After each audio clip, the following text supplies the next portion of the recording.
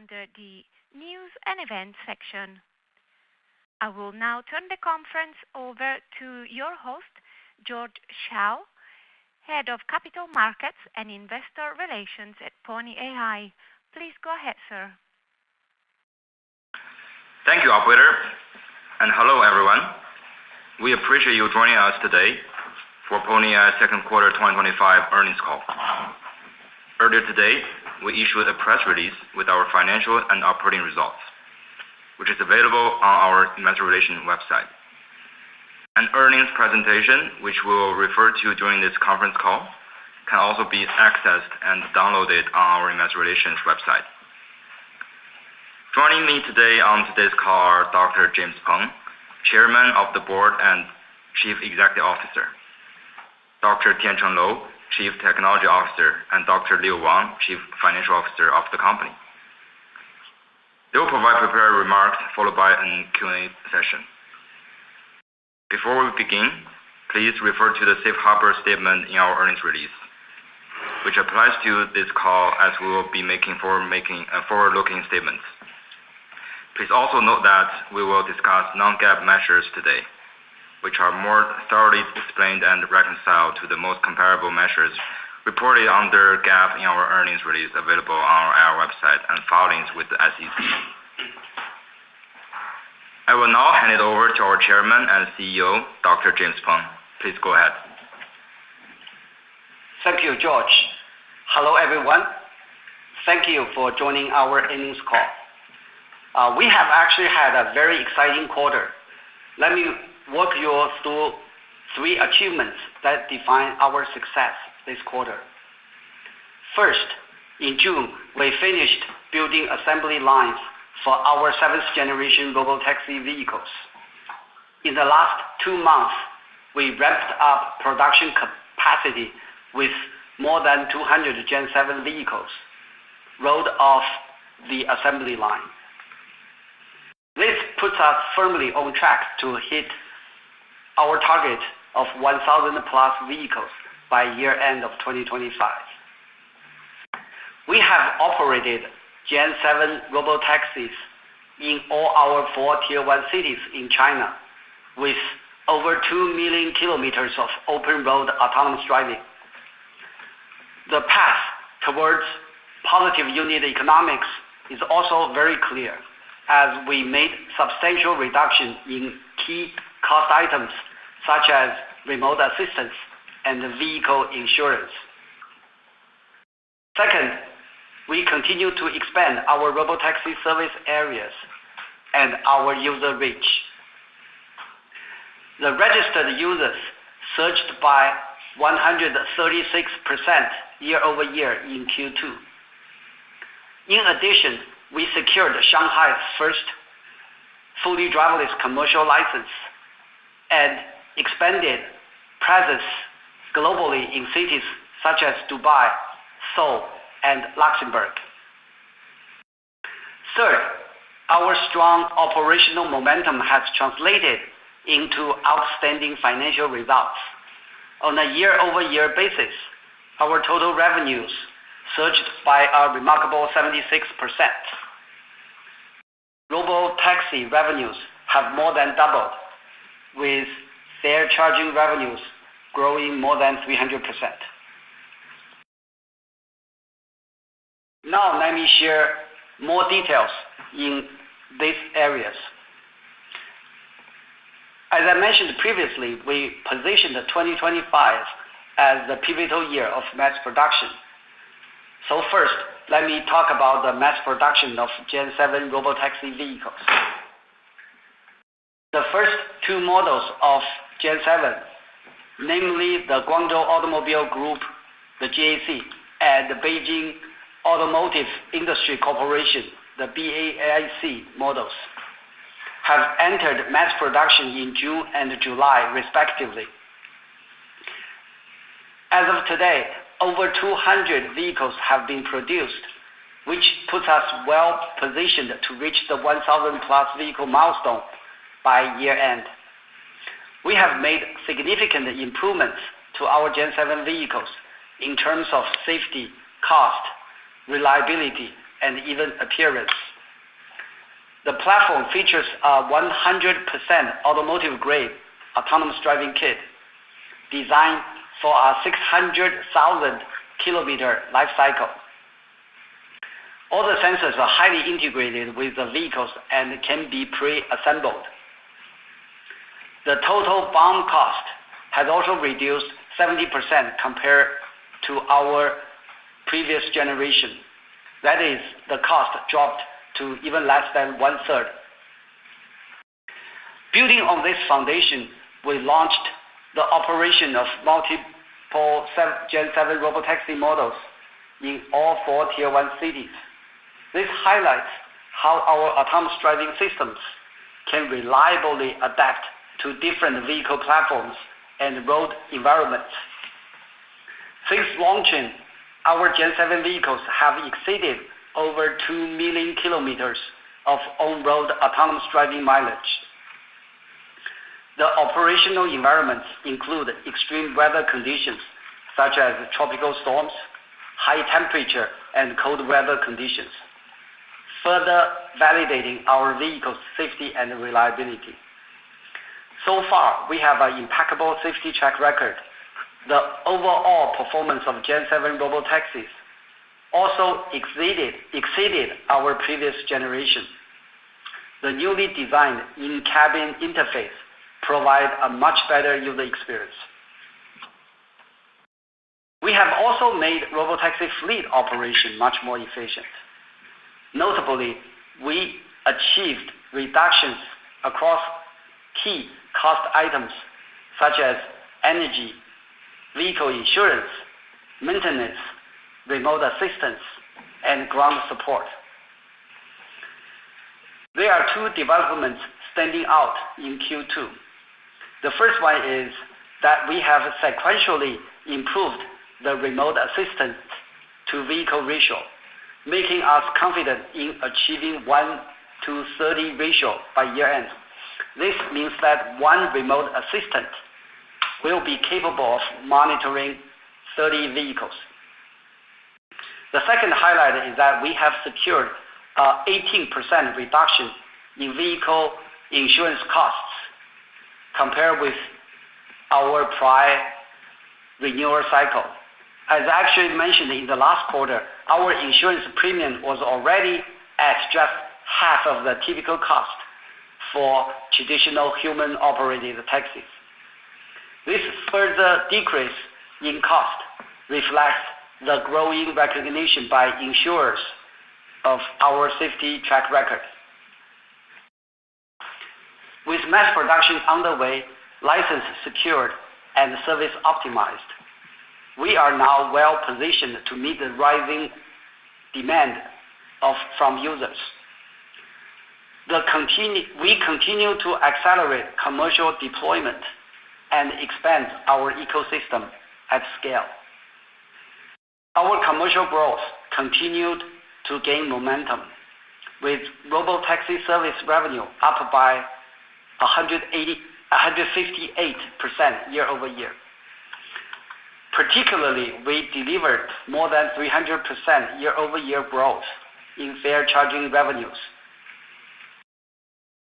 The impressive growth reinforcing customers' recognition and trust in our robotaxi services.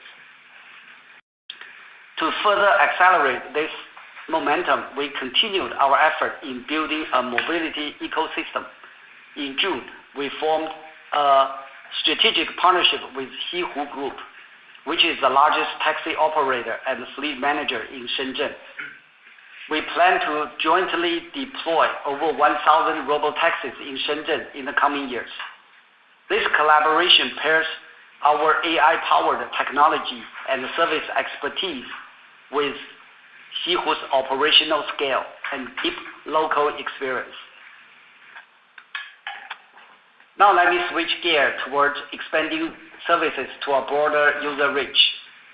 We have seen strong user adoption in the second quarter, with registered users surging by 136% year-over-year.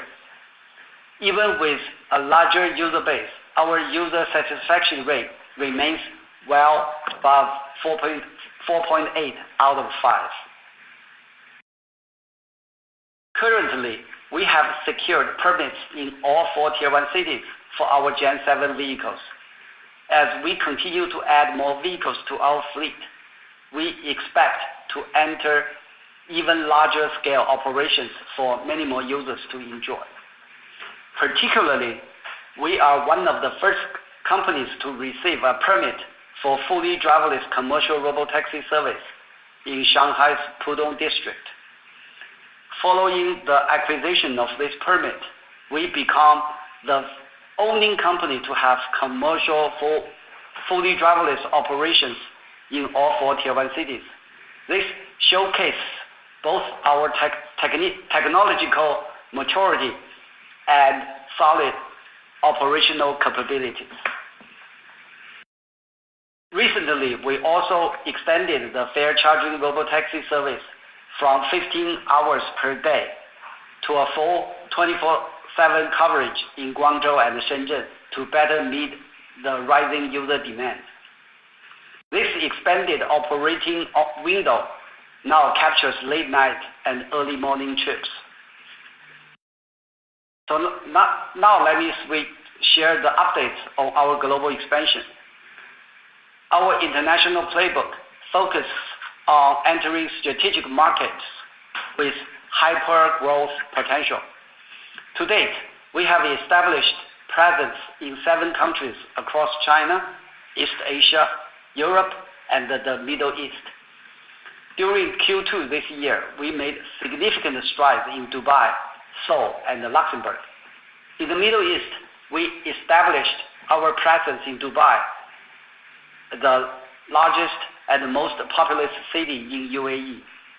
We formed a strategic collaboration with the Dubai Roads and Transport Authority to integrate our autonomous driving technology into the city's transportation ecosystem. Initial trials will begin in late 2025, followed by fully driverless operations shortly after. We have also advanced our presence in South Korea by securing nationwide permits. We are conducting extensive on-road operations in Gangnam District, which is the heart of Seoul. We have navigated complex urban environments which showed reliability under challenging conditions such as winter snowfalls. In the second quarter, we began nighttime and early morning operations, which is a significant step towards 24/7 operations. Shifting to Europe, we have obtained testing permits early this year in Luxembourg. By partnering with MB Weber, the Luxembourg's leading mobility and fleet service provider, we launched our road test in the city of Leiningen. Our goal is to use Luxembourg as a launch pad to serve future European expansions. In summary, we have laid a solid foundation for large-scale commercial robotaxi operation. 2025 is the pivotal year of mass production for Pony AI, and we have already made it happen.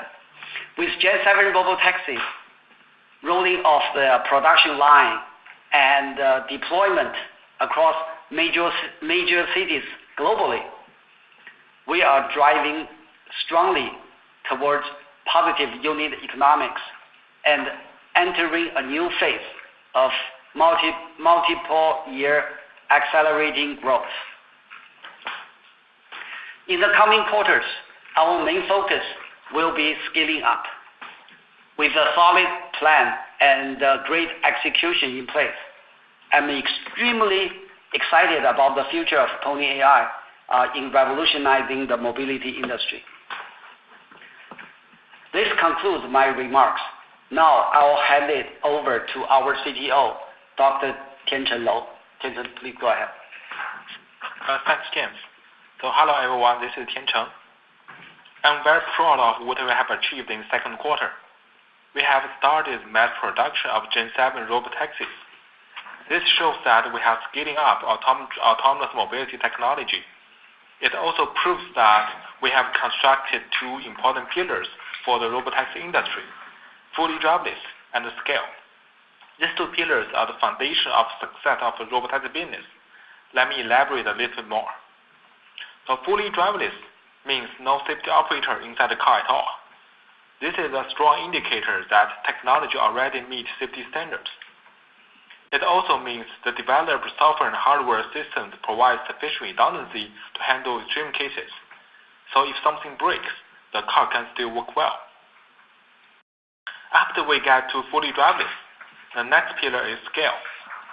This refers to the number of fully driverless robotaxis should be at least an order of hundreds run on the road every day with a large enough of ODD.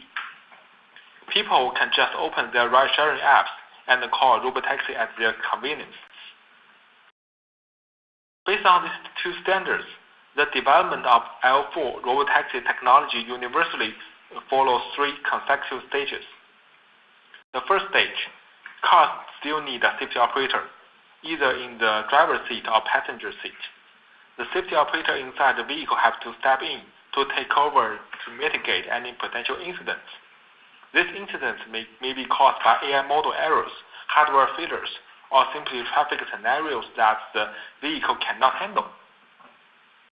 Second stage, cars can run without any safety operator in the car, although it's still limited in a relatively small scale, such as roughly dozens of cars. At this stage, vehicles are equipped with redundant systems, which can handle hardware failures.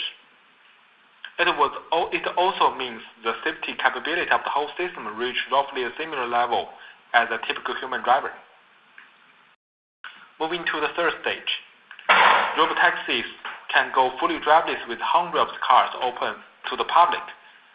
They can also run 24/7 in all weather conditions, especially during rush hours.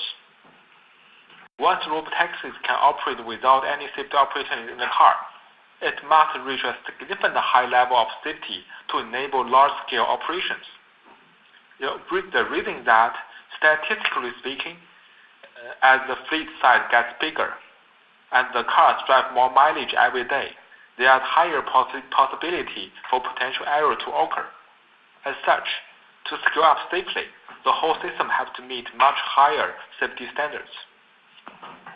As a result, the size of the fully driverless fleet is directly proportional to the high standard of safety and reliability.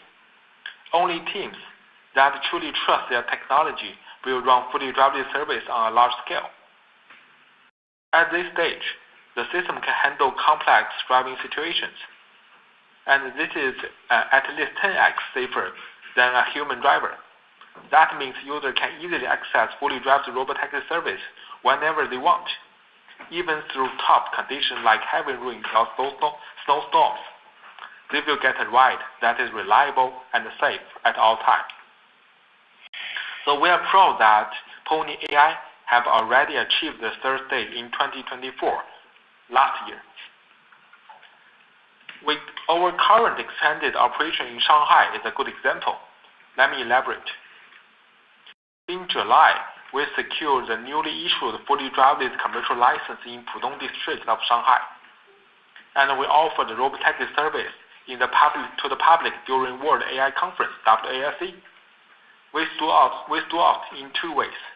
Number one, we were the only company with fully driverless and on-demand ride-sharing service to the public. Number two, Shanghai was raining during the conference. We were the only company to remain operational in heavy rains. The fast speed at which we are scaling up fully driverless robotaxi in Shanghai shows we are over strong generalization capability. This is powered by our high-fidelity training environment and the evaluation system. Today, people in all 4 Tier 1 cities can call our fully driverless robotaxi and get to anywhere they are going. Our latest Gen 7 robotaxi platform powers a fully driverless and scalable services. We also enforce rigorous engineering practice to enforce our safety-first principle. We have already mass-produced over 200 Gen 7 robotaxis and proven they are ready for large-scale deployment. Our multiple Gen 7 models are equipped with multi-sensor suite and a new computing platform with 4 Orin-X chips. This vehicle has achieved over 2 million. Hello, ladies and gentlemen. Thank you for standing by and welcome to Pony AI Inc.'s second quarter 2025 earnings conference call. At this time, all participants are in a listen-only mode. After the management's prepared remarks, there will be robotaxi vehicles. In addition, through ongoing optimization of our pricing and operational strategies across diverse user segments, we continued to enhance user engagement and service efficiency.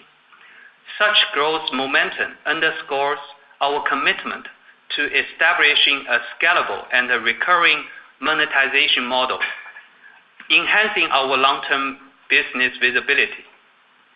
Moving to robo-truck services, revenues were $9.5 million as we proactively optimized our operation to focus on high-margin revenues. Robo-truck services revenue were down by 10% year-over-year for the second quarter. Licensing and application revenues were $10.4 million, growing significantly by 902% year-over-year. We saw increasing orders and deliveries for autonomous domain controller sales, driven by both new and existing robo-delivery clients. Turning to gross margin, it improved year-over-year to 16.1%, with gross profit of $3.5 million in the second quarter. As mentioned last quarter, we continue to advance initiatives aimed at reducing gross margin variability, with a focused strategy on prioritizing high-margin revenues within robotaxi and robo-truck services. I also want to highlight that we made solid progress in optimizing robotaxi unit economics, such as remote assistance and vehicle insurance. Total operating expenses were $64.7 million, up by 75% year-over-year. The increase in share-based compensation expenses reflected the normalization of expense recognition following our IPO in November 2024, as vesting is no longer contingent of IPO completion. Excluding share-based compensation expenses, non-GAAP operating expenses were $57.5 million, up 59% year-over-year. The increase was primarily driven by increased investments in mass production, alongside employee expenses aimed at strengthening our R&D capacity for Gen 7 robotaxi vehicles. Net loss for the second quarter was $53.3 million, an increase from $30.9 million in the same period last year. Non-GAAP net loss was $46.1 million compared with $30.3 million in the same period of last year, primarily reflecting increased investments in mass production and R&D employee expenses for concurrent development of Gen 7 vehicle models. As we drive towards large-scale robotaxi mass production and deployment, our disciplined investments remain a top priority as we enter this critical scaling phase. Turning to the balance sheet and cash flow, our combined cash and cash equivalents, restricted cash, short-term investments, and the long-term debt instrument for wealth management was $747.7 million as of June 30, 2025. The quarterly financing cash inflow increased by $33.1 million, mainly due to employee share sales following the expiration of the lockup period, resulting in funds collected on behalf of employees for future distribution. With the imminent scaling up and commercial deployment, we believe our current cash reserves are well positioned to support our operational needs. In the same time, we remain proactive in exploring additional opportunities to ensure long-term financial resilience. Looking ahead, with disciplined investment in place and mass production underway, we are very on track to reach 1,000 robotaxi fleet size target, already with over 200 contributed by the Gen 7 robotaxi fleet. With a competitive cost structure for the latest Gen 7 vehicles and a well-executed go-to-market strategy, we have laid a solid foundation for large-scale commercialization moving forward. I will now turn the call over to the operator and begin our Q&A session. Thank you. Thank you. We will now begin the question and answer session. To ask a question, you may press star, then 1 on your telephone keypad. If you are using a speakerphone, please pick up the handset before pressing the keys. To withdraw your question, please press star, then 2. For the benefit of all participants on today's call, please limit yourself to 2 questions. If you have more questions, please re-enter the question queue. If you ask questions in Chinese, please repeat them in English. First question is from Ming-Hsun Lee, Bank of America. Thank you, management, for taking my question, and congratulations on the solid progress of your mass production. So I only have one question. Could you share more thoughts on your production plan throughout the second half of 2025? This is James. I'll take this call. As I mentioned in my prepared remarks today, we are firmly on track to reach our 2025 production target. In less than 2 months, we have already ramped up production with over 200 Gen 7 robotaxi vehicles. It's showed a clear accelerating momentum. As of now, we are very confident in surpassing a fleet size of 1,000 plus by year end.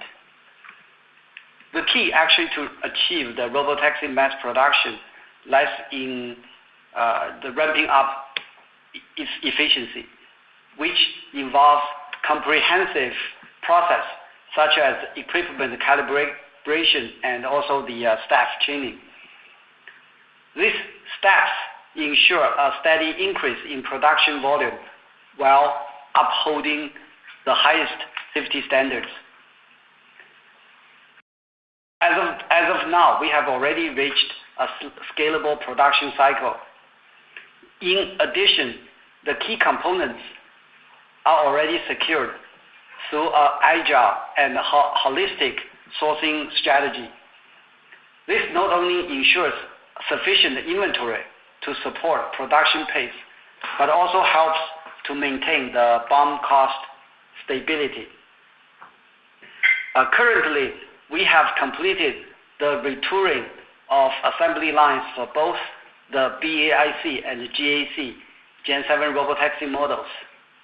Both of these models have entered the SOP phase, that is the start of production phase, with steady production rate, reflecting our strong execution. These vehicles have begun on-road testing, and so far we have impeccable safety track record with more than 2 million kilometers of operation. And the results confirmed they met all our stringent safety requirements. Now let's also look at the unit economics. The BOM cost of our Gen 7 robotaxi has been reduced by 70% compared with the previous generation. During Q2, we have also made major improvements in robotaxi fleet operations, such as enhanced remote assistance efficiency and a decrease in the vehicle insurance. This is further reinforced by our proven go-to-market strategy as we have seen a strong growth in fare charging revenues. So with all these improvements, I'm actually now very confident in reaching positive unit economics for our Gen 7 vehicles. With this, back to the operator.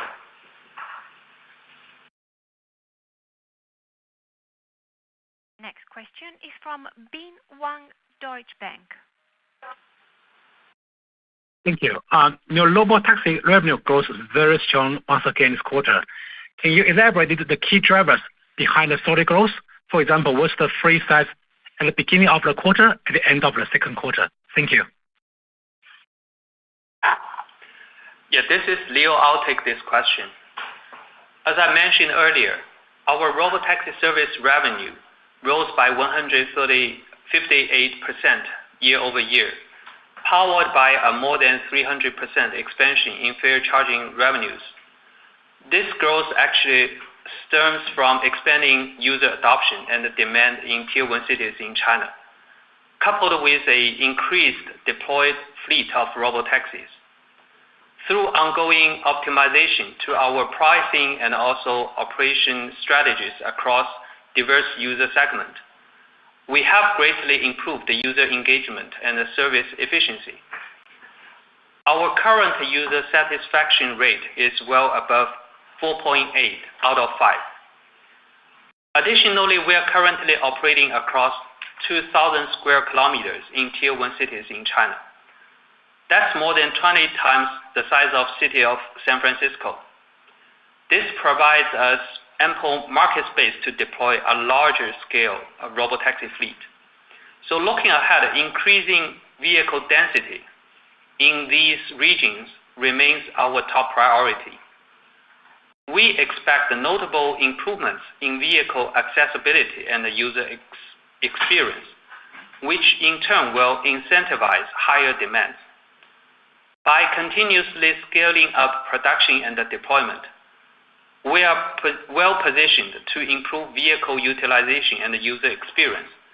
We believe these factors will be the key drivers of a scalable and a recurring monetization model that's strengthening our business visibility over the long term. Now I'll get back to the operator.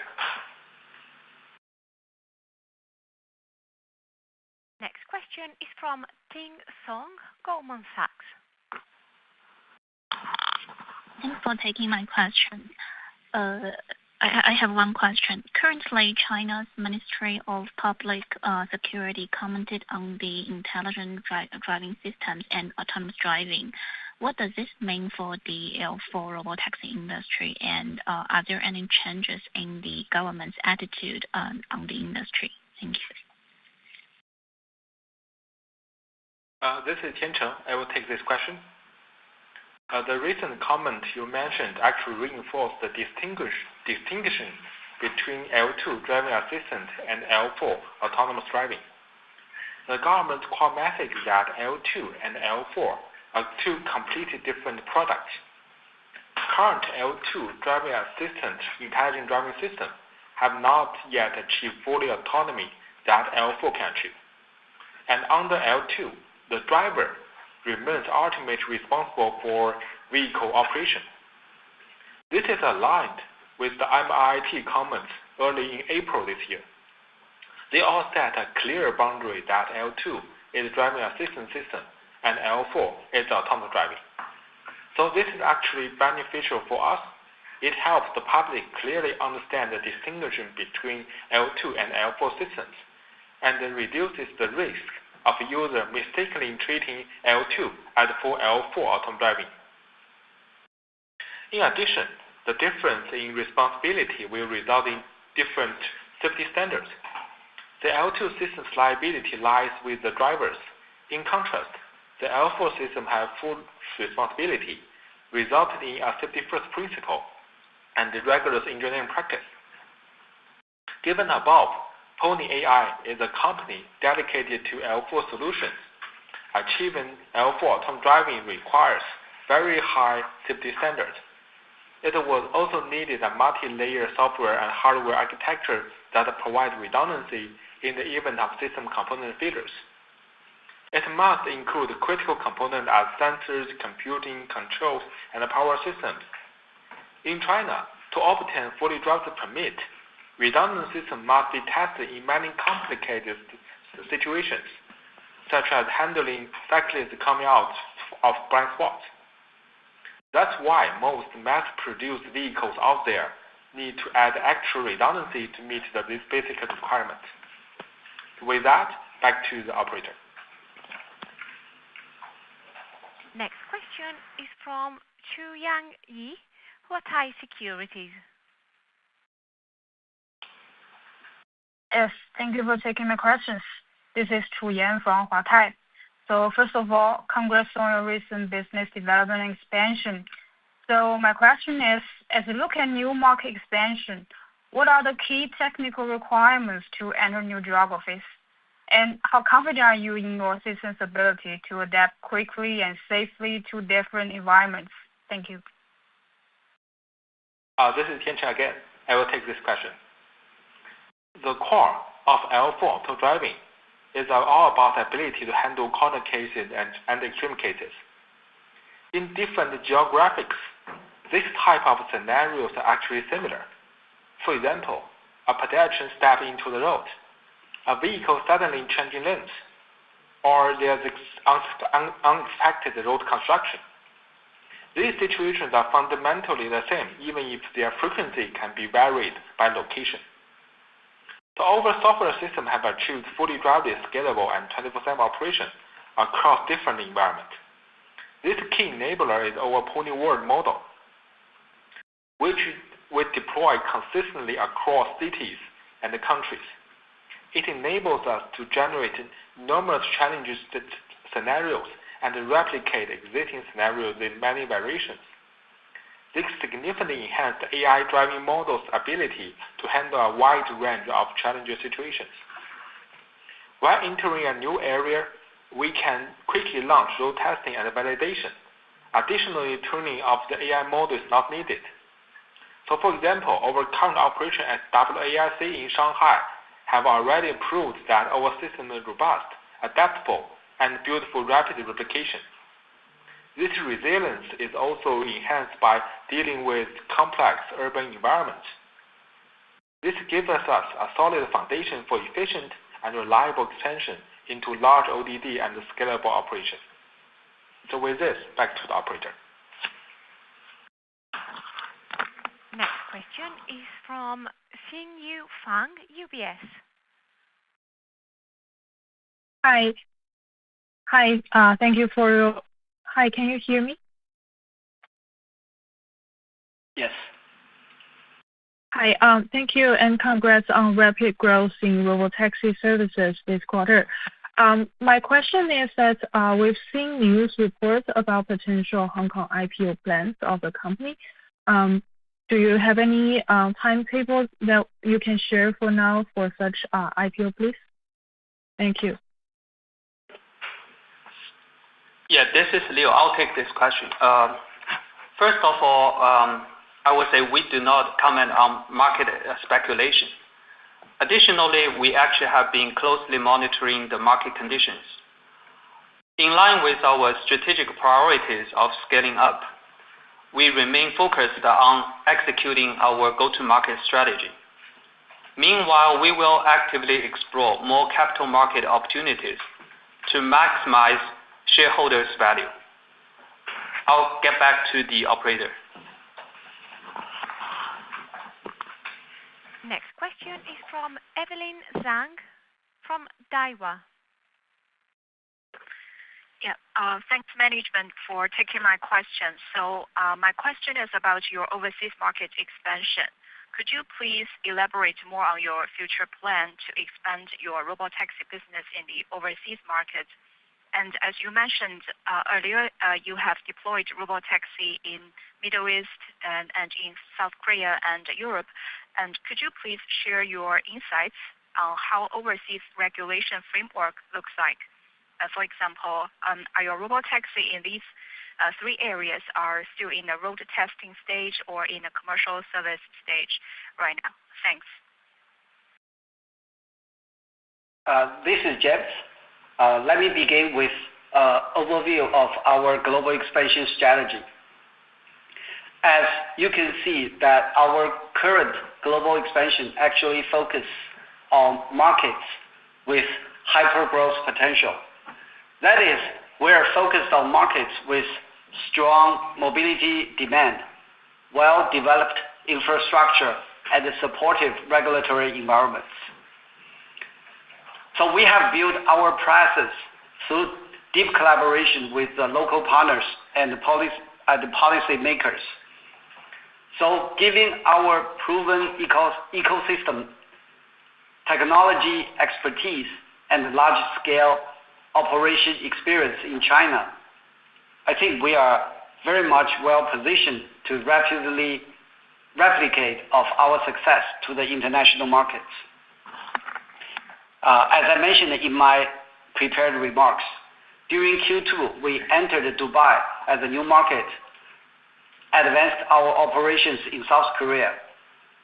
We also strengthened local partnership in Luxembourg, where road tests have now started. Every step forward reflects our core belief, autonomous mobility everywhere.